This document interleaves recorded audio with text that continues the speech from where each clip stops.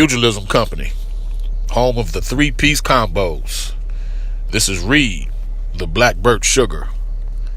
BBS. BBS. It's that week, man. It is just about time, and we are in the thick of that week. Fight week for the Errol Spence Jr. versus Carlos Ocampo fight this Saturday, June 16th. From the Star in Frisco, Texas. Home of America's team, our Dallas Cowboys. Yes, yes, yes. Moment of silence. Okay. Spence, he will bless the ring with a spectacular performance Saturday night. Mark my words. And that performance will propel the Cowboys to a Super Bowl this upcoming season. Hear me now, believe me later. So, EJ spent a little bit of time with the Dak Prescotts, the Ezekiel Elliott's, the Sean Lees of the team. Right? You following me?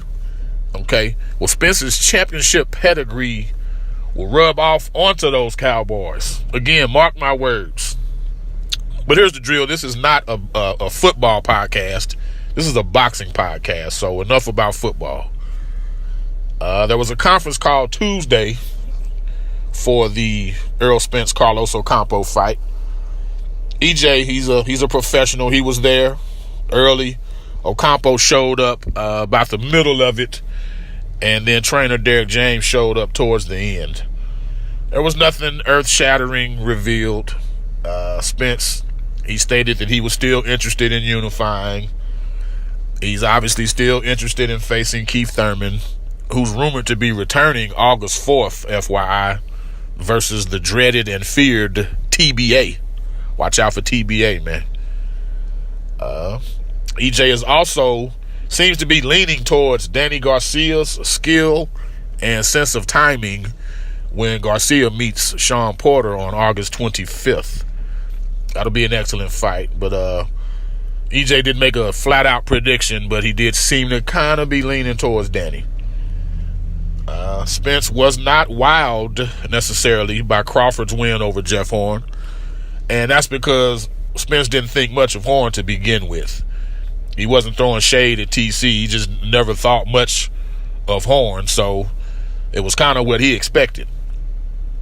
He went on to say he wants to and expects to fight Crawford at some point, even saying that fight will happen. Not if, but will happen.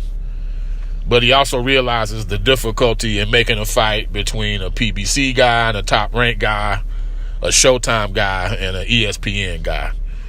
You know, there's I's to dot and T's to cross before that happens. The one interesting bit that I learned was Spence, he admitted to have never heard of Ocampo until he became the mandatory for his IBF welterweight title. But with that, EJ quickly acknowledged the danger in facing an unknown dude who will undoubtedly be hungry and feel zero pressure come fight night. So he wasn't playing Ocampo cheap at all. He just, was honest in admitting, no, I'd never heard of him until he was my mandatory. I think it's funny, listening to the conference call, I think it's funny when media members ask EJ strategic questions or like fight plan type of questions before the fight itself. Now, if it's after the fight, he'll eloquently break it down for you in detail, but that's after the fight. Before the fight, man, you get nothing. You get Nathan in regards to strategy and whatnot before the fight. Oh, no. Well, Pugilism Company, we'll have more on Spence Ocampo as the week progresses. We'll be at the press conference. We'll be at the weigh-in. We'll be at the bout itself.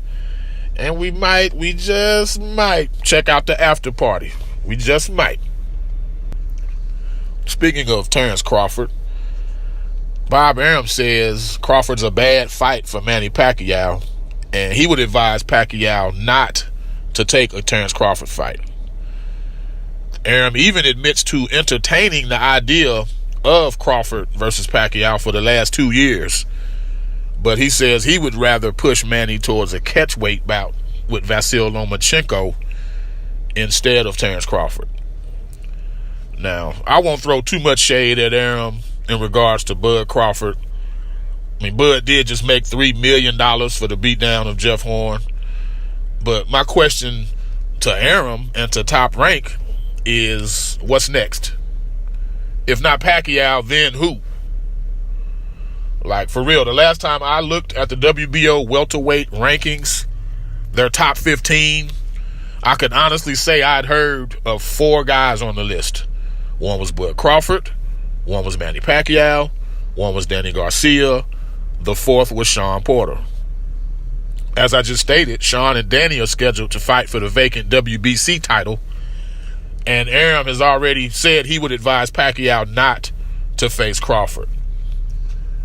So, especially with Lomachenko on the shelf till late 2018 at the earliest, the pressure is now on Top Rank to do something meaningful with Terence Crawford in the interim.